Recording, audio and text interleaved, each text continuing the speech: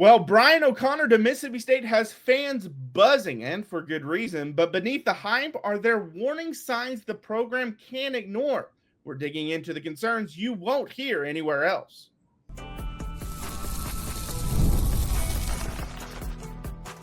You are Locked On Mississippi State, your daily podcast on the Mississippi State Bulldogs, part of the Locked On Podcast Network, your team every day.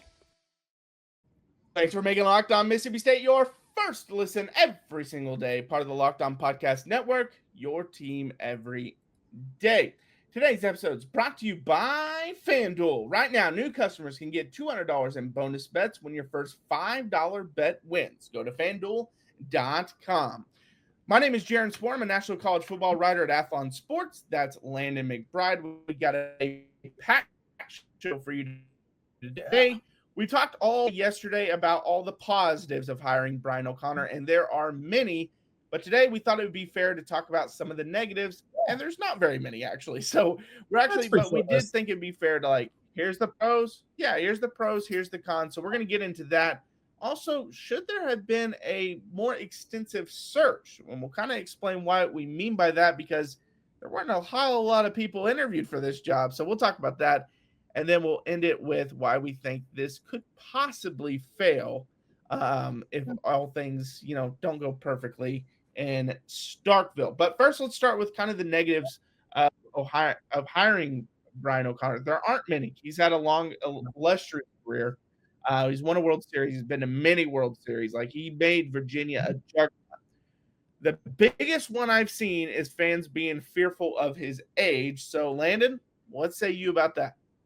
I mean, I love playing devil's advocate, but age is a tough one for me to really get behind. That one, we see coaches succeed all the time into their, 60s, 70s. You got Belichick coming back to college, or coming to college to coach for the first time, and he's older than all of the coaches.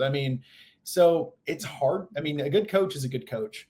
As long as he understands the changing of the game, I don't think it's going to be an issue. But again, especially with the new era, though, he built his, not quite a dynasty, but whatever a step below a dynasty is of Virginia, in an era where you weren't dealing with NIL, you weren't dealing with transfer portal, you weren't dealing with all these issues. And the seasons that he has dealt with that haven't been as good as the ones before. So maybe it's not age, it's just maybe he's not adapting as well. Yeah, that's fair. And, kind of looking at it, he's 54 years old, which when Landon and I both read that, we were kind of surprised because he looks much older than the 54. And maybe the people that question his age. Yeah, maybe people that question his age didn't know his actual age is actually 54, which is younger than Chris Lemonis, which is even more surprising. But my thing is, when it comes to age, it's one of two things. When you have to look at someone with age, the negatives are, has the game passed them by? Have they not adapted to the new game, the new style, the new schemes, all that? And I hate to dunk on this coach, but take Kirk Ferentz at Iowa, for example. He's a great coach, right? He's done great things at Iowa, but he's still running an offense that no one has ran since the 70s. Actually running an offense. Yeah. It's an old school. He's never developed a passing game. He's never developed into having a quarterback that can throw. He's never utilized any of that. That's just not what he's done. And so the game has kind of passed him by. Mm-hmm. So that's what you worry about when you hire an older coach. Has the game passed him by? The thing I worry about with O'Connor is, because Virginia didn't have the resources and didn't put forth the resources in NIL, did he become not fluent in the transfer portal and knowing how it works and the ins and outs? Even if he wanted to dive into it, because he knew he didn't have the resources, did he just not? Did he try to figure it out, but just because his team was never really great involved, wasn't really able to get something done? So that's kind of my biggest concerns, really. Yeah, I think we're kind of on the same page with that. It's just adapting to the game. Is that something he can still do? Which, on the flip side, we talked yesterday about how great it is that essentially 99% of his staff is moving with him, because that's the staff that he built Virginia with. Yeah. Well, if this NIL era has passed all of them by. You now have an entire staff that doesn't know how to operate in that world, which is terrifying.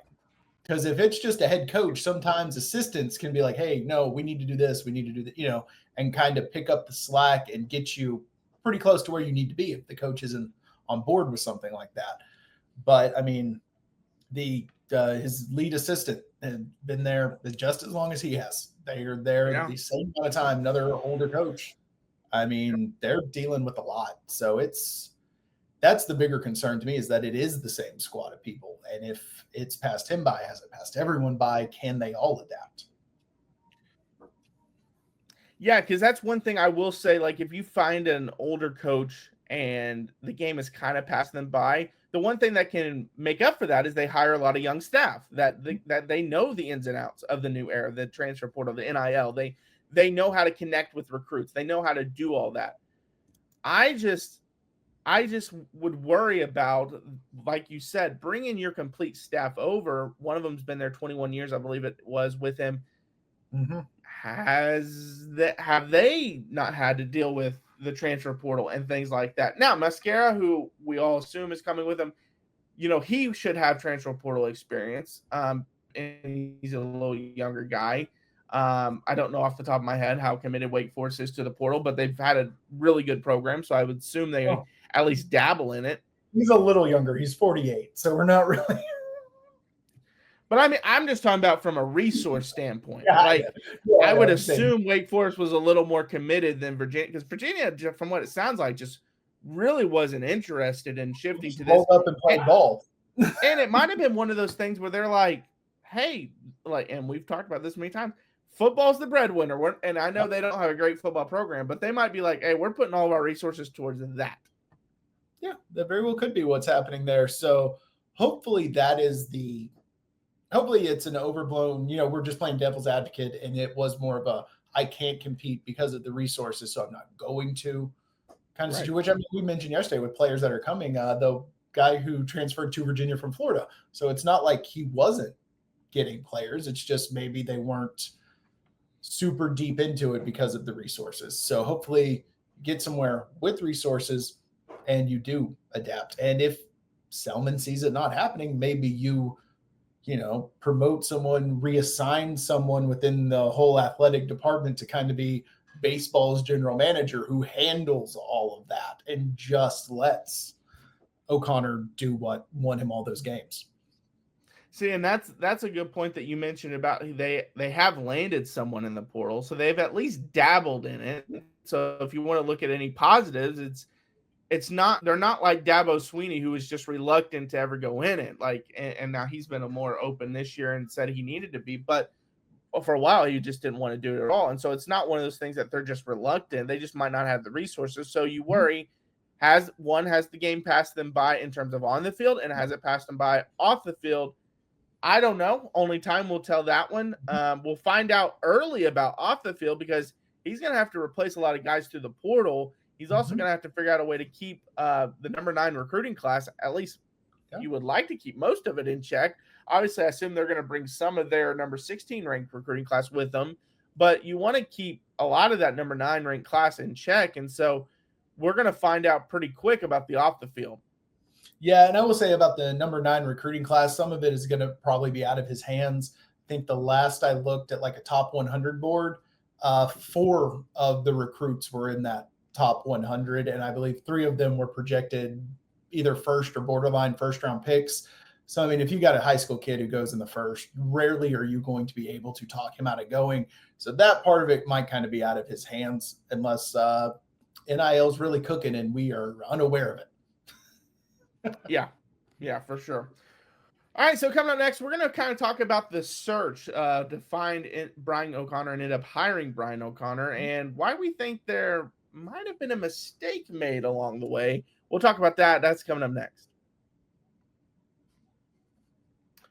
Well, the NBA playoffs are in full swing, and every night delivers highlight-worthy performances, major momentum shifts, and can't-miss moments. Whether it's a game-winning shot or a breakout player, there's never been a better time to get in on the action. FanDuel makes it easy to stay in the game before tip-off and live with player props, performance trends, and same-game parlays. Fans have more ways than ever to play smart and win big. The NBA Finals actually starting tomorrow. Both teams had a great series in the Eastern Conference Finals, the Western Conference Finals. Speaking of game-winning shots, Tyrese Halliburton, not exactly a game winner, but hit the game-tying shot in Game 1 against the Knicks. Sent that game to overtime. They steal that game in New York. Was obviously a massive moment. Then obviously Alex Caruso has been excellent, and so now I got a dog barking. But that's been excellent along the way as well. So we'll see what ends up happening when the finals ends up happening. But if you're new to FanDuel, it's the perfect time to sign up. Head to FanDuel.com and place your first $5 bet. If it wins, you'll get $200 in bonus bets. Make every moment more with FanDuel, official sports betting partner of the NBA. All right, well, thanks for making Locked On Mississippi State your first listen every single day, part of the Locked On Podcast Network, your team every day. All right, Landon, so we need to talk about this search. Reports have been out there, and On3, I think, was the main one that reported it, that it really wasn't an extensive one. Brian O'Connor was the one they identified from the start. They went all in on trying to get Brian O'Connor. Coggins from Georgia, who obviously has Mississippi State ties. He's assistant coach out there. He was at least, I believe, called and did a Zoom meeting.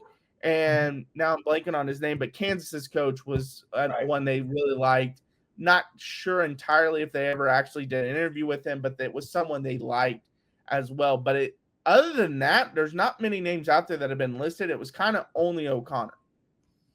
Yeah, and when you hear that, it usually is a cause for concern. Like I mentioned previously, when you zero in on a coach, usually it doesn't work out for you. Now I've got the dog barking. Hey, our dogs are excited about the O'Connor hire. They're yelling at us to stop the negative podcast. Normally that doesn't work out, but I think in this case, you did it because he was the best option.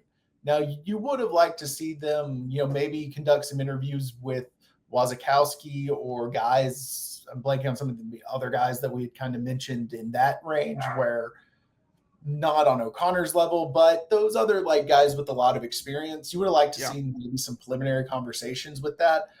But when you have someone with O'Connor's resume, it's hard to be too hard on them for being like, oh, he wants to be here. We want him. Let's go.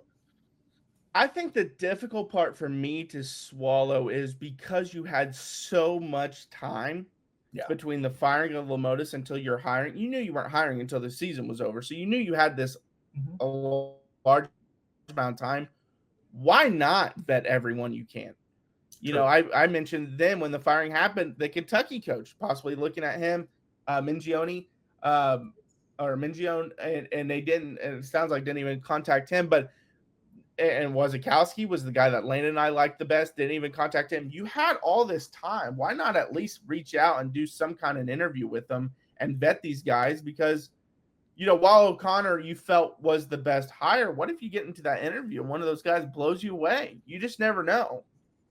Well, and to be fair, Selman said Polk did turn him down for coming back. So, I mean, that's another name we added to the list. But I do think they need to do a more extensive search. And also someone like, I doubt Kansas's head coach, it falls into this bucket, but maybe you interview some of these guys who are at, a little bit lower level programs who are head coaches and you really like them, but you're at the end, you're kind of like, you call them back, you're like, hey, O'Connor's going to be our head coach. And they're like, well, I'd love to work for him. Is there an assistant spot open? And then you end up with an all-star staff. Granted, O'Connor's bringing his whole staff with him, but that could always happen. Maybe you find a guy that you want to hire in another role through those interviews, or you just get insight on how to run a program different, little insights on how to run things a little bit differently that can be beneficial.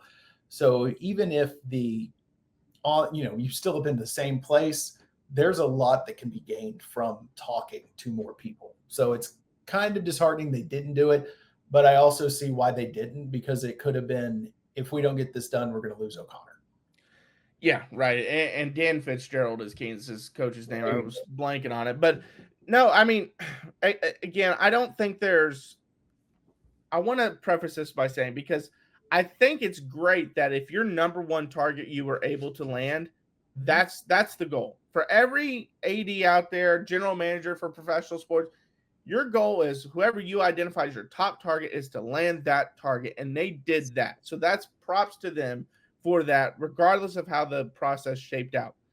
I just always prefer when you need you needed a home run hire. Now you can argue they got it, and we agree that they got it.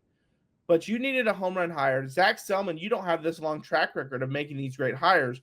You better make sure that you've vetted all these different coaches and you have picked the one that you want the best. And I've seen coaches, you see it more in college football, but they know who they want to hire for an offensive coordinator position or a defensive coordinator position. And yet it'll take a month and you'll be sitting there like, why is it taking so long? And it's because while they know who they want to hire, they want to make sure that's the right hire. So they still will vet people. And in some cases, we just saw this last year. I think it was with Oklahoma, but I can't remember who it was with, where the coach had kind of identified who he wanted. But after taking some time and vetting some other places, he got so many of his mentors and just well-respected guys around the league that it's like, you need to look at this guy. And that's the guy he ended up hiring, not the guy who everyone thought he was going to eventually hire. And so you just never know what kind of person's out there. No, you really don't. And that's why they should have done. I'm in that weird place where it's like, yes, that's what they should have done. They should have done more of a search. They should have talked to more people. They should have interviewed more people. And even if it wasn't formal interviews, they should have made more calls to more people, talked to some assistants on like Oregon staff or some assistants on Kansas's staff, things like that, to find out about those head coaches, right, to find out a little bit more if you even want to really have that formal interview with them. But with all roads always pointing to O'Connor, and like I've said a million times, he has the best resume of anyone who could have come in. So if you have that interview with him and you really like what he says, does, presents, whatever the process is exactly for that interview, you couple that with his resume, what's going to happen that's going to change your mind? Yeah, no, you're right. And I will say that I was fine with the timeline that they had in terms of we fired him on this day and we're going to hire as soon as the season ended, we're making our hire. I'm fine with that timeline. Yeah. I just think because you had such a long time, like if it was like you fired him last week and this is when you want to have it like that, then I get you don't have a lot of time to make these kind of decisions. I just think because you had such a long time to find that new coach, you might as well vet as many people as you can. And if all roads still lead back to O'Connor, so be it. Now, with that being said, O'Connor's agent could have said, if you look at anyone else, we're out. And then that's why you don't do it. You never know what these kind of conversations happen. But I will say a lot of times the agents are agents for a lot of the coaches. So he's probably not going to say something like that. Yeah. And they could have had those conversations with a lot of agents, and the agents went to their coaches like, hey, Mississippi State's interested. And they're like, cool, I'll talk to them when my season's over. Yeah. And there could have been a lot of that. And if that's the case, especially in this situation, you might be sitting, because we don't know who all was on their list. We know the publicly reported list, which is probably not what their list is. So right, you might be sitting there for another month and O'Connor goes and gets another job. You're not going to risk it in that situation. So that could have played in as well. Yeah, for sure. All right, coming up next, Landon and I are going to reveal why this could fail. That's coming up.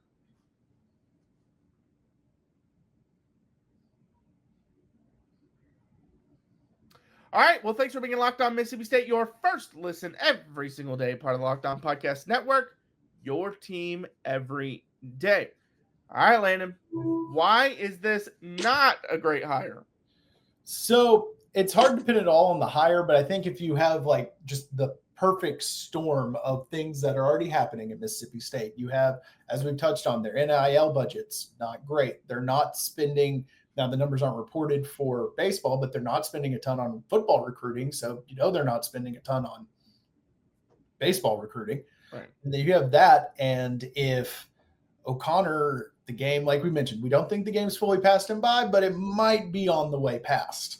So if you have those three things come together, this could be a train wreck very quickly. Yeah, and I'm going to echo two of those. One of them is definitely the budget. You don't know, like we know he was promised that, hey, we're all in, but He was reportedly promised a lot of stuff at Virginia that he didn't get. So we'll see Also, what ends up. all in. As Dallas Cowboys fans, we're very concerned about the all in. Right. So there's that. I do worry about his adaptation to the transfer portal, just because he did have to do it a lot at Virginia because, they didn't have the budget. But on the flip side, you could argue he developed guys, and they were a powerhouse when he was there. So we'll see what ends up happening there. The last thing I will say is I think keeping Ace Reese is so massive because you have to start out well at Mississippi State. And I'm not comparing Mississippi State and Alabama football, but look at Kalen DeBoer. He went 9-4 his first year, and they want him fired already. Yeah. Well, Mississippi State, and that was a good year. If Mississippi State comes out and don't make regional, they're going to be people like, I don't know if this guy's got it, and are already going to be wanting to look for the next person. Now, they might give him 2 years, might be a little more lenient than Alabama fans, but the fans are going to start calling if things don't happen. And I think Ace is so important. Now, if they get Ford and they get some of these other guys, like maybe Ace even leaving, wouldn't be a massive deal, but I think it'd be a huge deal because I think this is a team, if Ace stays and they get Ford and they get some of these pieces that have kind of been rumored, this team could make a run at it next year. Definitely should be a super regional team, maybe a College World Series team. We'll see what ends up happening there, but that's why I think this thing could fail. The two things you mentioned, and then also if you're not able to convince some of your stars, not just Ace, Evan is another one. And while Ryan struggled at times, I think he has so much potential as a freshman. Yes, if you're not able to keep some of these guys, keep that number 9 ranked recruiting class, keep a lot of them. I think that could unravel a little bit. Yeah, I think keeping Ace is huge because even if you technically replace him with his production and everything through the transfer portal, bringing in some Virginia guys, maybe another top transfer, what he did here in his 1 year that he's been here, and the way he was embraced by the fans, everyone loved him, all of that. Mm-hmm. Losing that is not a great start to a coaching tenure. To lose someone that the fans have rallied behind, and he was. Being here a year, he very quickly became the star offensively where it's you lose the star that everyone loves. That's your first thing you do as a head coach. It's not a good look. Unless you make it to the College World Series, that's going to be hard to really overcome in your first year. Now, obviously he's given years, he builds, you can overcome it, but that's a rough look from the beginning. Yeah, no, you're spot on that. And I want to tell people we did this podcast because you had to talk about the negatives. It's not all positive. You had to talk about it. With that being said, very balanced media. Yes, yeah. We think it's going to work. We are definitely believers in this. We don't think it's going to fail. We think there's a lot more positives. We just did an episode yesterday on all the positives. We did 3 or 4 episodes the week before on all the positives of hiring Brian O'Connor. It was a struggle to kind of come up with some of the negatives, but they were out there. Yeah, we're picking nits. We're at the bottom of the barrel, and it's and all of our concerns are very minor concerns, really. I mean, our whole thing, what if the NIL isn't what he thought it was? Well, he was making College World Series and without that regionals without the NIL at Virginia. Well, what if he's a little old? Well, he's younger than the coach you just got rid of. These are issues. Who, if he was successful, he would have still been there. Yeah. It's not like he didn't hire was about to retire or something. Yeah. So all of these issues are very small issues that if everything breaks wrong, it could fail. But we've already seen him succeed with them, and he has so many more resources now, we think. And if these good players that are leaving Virginia follow him, this team took Florida State to the limit. You add them in and get a break or two, this is a dangerous team in a year. Yeah, I mean, I think it's a team, like you just mentioned, that can definitely be very competitive next year. I really like a lot of the things that they have, coming back. But all of the things that we listed are they are at least concerns that you should have as a fan. And you will get it answered very quickly because they're going to have to hit the portal hard this offseason. Oh, yeah. So that's the biggest concern. You're going to find out very soon how big of a concern that should be going forward. Because if he knocks the transfer portal process out of the park, now I will say, to be fair, a lot of the guys that they sign in the portal will likely be guys that are just following him. And so it's not like he had to do this like hard work to get him to stay. Nothing wrong with that. Nothing wrong with taking the easy points. And and you have to hit your layups. You got to be able to hit your layups. So there's nothing wrong against that. But overall, I believe it's going to work, but there are at least some concerns that fans should have. Like, we got to keep an eye on this at least. Yeah, they're kind of orange flags. They're not red flags. They're orange. Yeah. That's fair. That's fair. But yeah, I think it's going to work. After all that, we think it's going to work. Yeah, for sure. So don't watch this and be like, oh, these guys are they're so negative all the time. Like they don't even think we're going to be any good. No, we think you're going to be very good. Actually, if you say we're negative the whole time, we know you didn't watch the whole episode. Yes, right. We know you watched the first segment and turned it off, because if you would have kept listening, then you would have definitely known that we are definitely on board with what's going on in Starkville. All right. Well, thanks for making Locked On Mississippi State your first listen today. For your second listen, check out The Portal Show. Brian Smith has the latest rumors, portal entries, and signings. Be the most informed fan on the rapid changes to the college football landscape. Find The Portal on YouTube or wherever you listen to your podcast. I'm Jaron. Check out my work over on Athlon Sports. That's Landon. Follow us, Locked On Mississippi State. We're on YouTube, Instagram, TikTok, and Twitter. We post daily videos, so check those out Monday through Friday. We got another podcast, obviously tomorrow. We're weekly. And then if you were tuning in to watch I talked about this yesterday, but just in case you missed it, if you wanted to watch our football recruiting, and we're going to do also a Mike Leach segment, that's going to end up being Friday. We had to kind of move that one down the road. So we'll talk about that Friday. But yeah, I think that's pretty much it. So until next time, Hail State. Hail State.